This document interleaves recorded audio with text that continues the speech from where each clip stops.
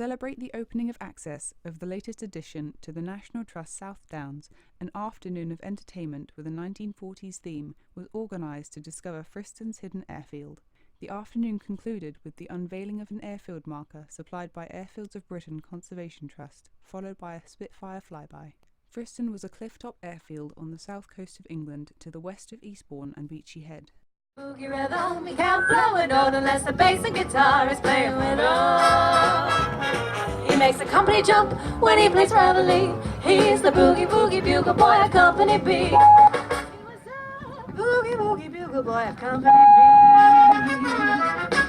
And when he plays boogie boogie bugle, he was busy as a bee. And when he plays, he makes the company jump A to the bar. He's a boogie boogie bugle boy of Company B. Toodle-yada, toodle-yada, toot toot. He blows it into the bar. He can't blow a note if the bass and guitar isn't for them. The company jumps when he plays reveille. He is the boogie boogie bugle boy of Company B.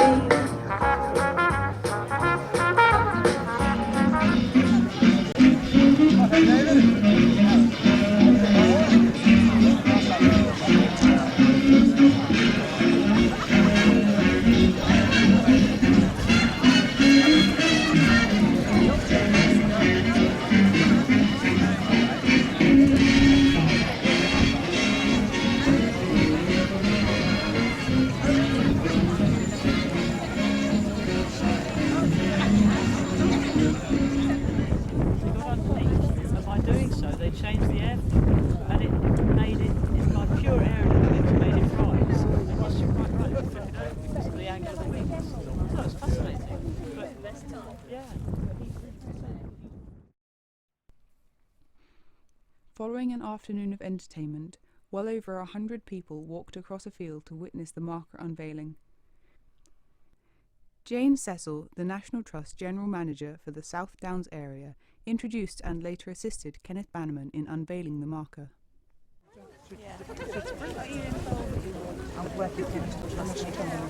Okay, good afternoon. Can I introduce Mr. Kenneth Bannerman, who's the founder of the Airfields of Britain Conservation Trust.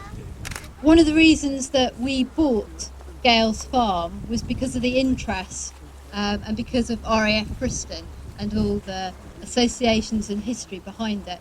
And Mr. Bannerman's going to say a few more words about that.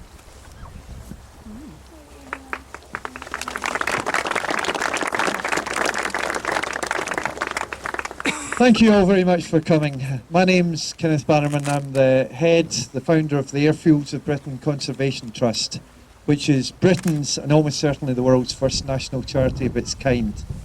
And first of all, thanks as well to everyone at the National Trust for cooperating in this very fine day that we have and honouring the airfield in general.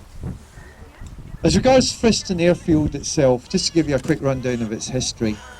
This place dates from the 1930s. The exact opening date isn't known, but certainly there was flying here as early as 1936 in a military capacity as well as a civil one. Come World War II in 1940, the airfield was reopened as an emergency landing ground or scatter field. There were a lot of airfields across the UK opened in this capacity around about the time when France surrendered to Germany, and therefore more airfields had to be opened very urgently. And it was designated, first of all, as an emergency landing ground for aircraft in distress. Fantastic location here, naturally, just being right alongside the cliffs and the sea. Come 1941, it was upgraded a bit to become a forward satellite airfield of Kenley, one of the Battle of Britain's most famous airfields. And in the following year, it was further upgraded, so much so that it became fully self-accounting. In other words, it managed its own affairs. You can see records available in the National Archives in London. And from May of that year, 1942, it became a fully fledged fighter airfield and was involved in all sorts of offensive and defensive operations. For example, defending this area, such as Eastbourne, from attacks by German fighter bombers, offensive sweeps over France. Then latterly come 1944, and especially after D-Day, It helped try and overcome the V1 missile threat through a mixture of the squadrons that were based here and also RAF regiment anti-aircraft squadrons that were based very close by, and they managed to thankfully shoot down quite a number of these missiles. Certainly come 1944, Friston was especially busy. It gradually developed over World War II. It was a whole mixture of buildings, everything from purpose-built military buildings of World War II. There's still one surviving way over in that direction, right down to tents, even items such as a marquee which burned down one day in the summer of 1942, and then last but far from least, not forgetting Gales Farm, which was the station headquarters till the end of 1943.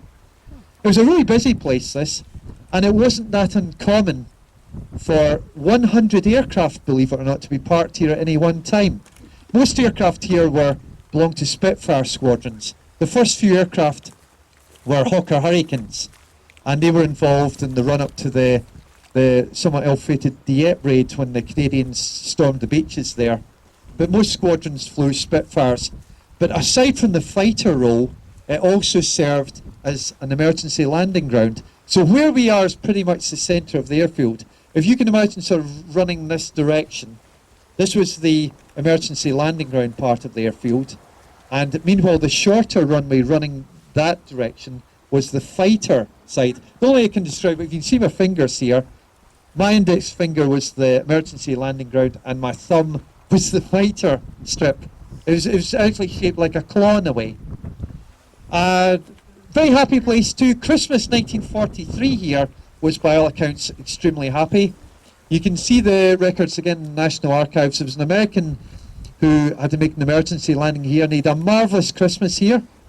All sorts of aircraft landed here, even right up to aircraft the size of Avro Lancasters for the RAF. 2 of them landed in one day here. One, for example, from Granston Lodge in Cambridgeshire, which is now the home of the Cambridge University Gliding Club, and at least one Flying Fortress, as well as other very high-performance aircraft of the day, such as the Republic P-47 Thunderbolt, the famous American fighter. This place performed a really useful and effective role in World War II. It made a real difference, as did all our airfields.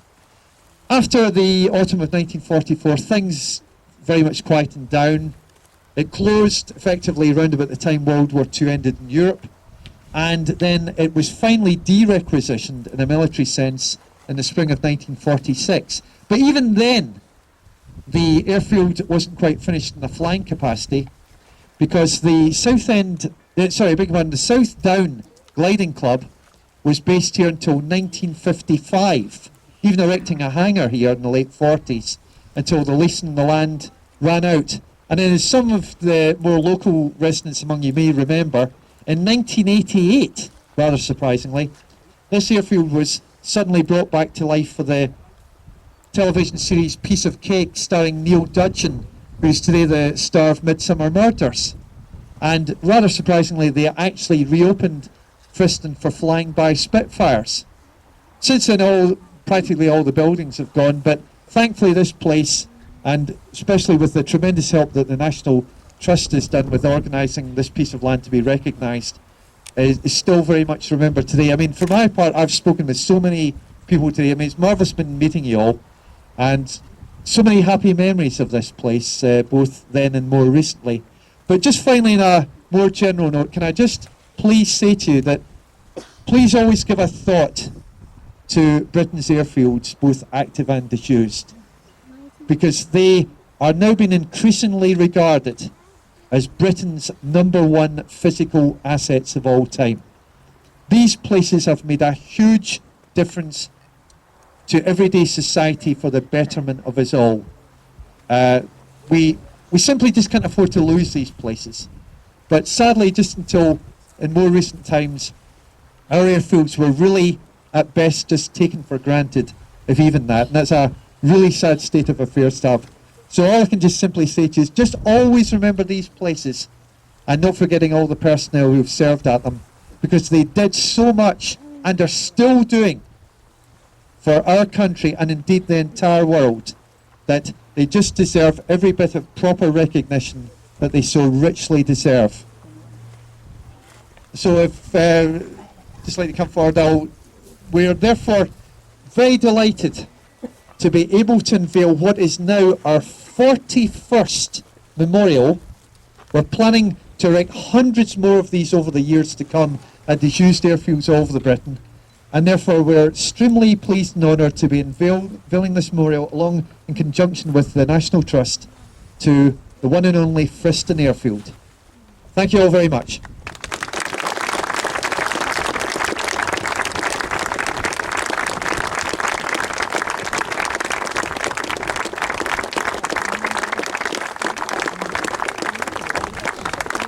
Can I just very quickly say as well, this flypast will be along very, very shortly. But if just before that, you're very welcome to take photographs. If you want to come forward, just take whatever you'd like in photographs or whatever.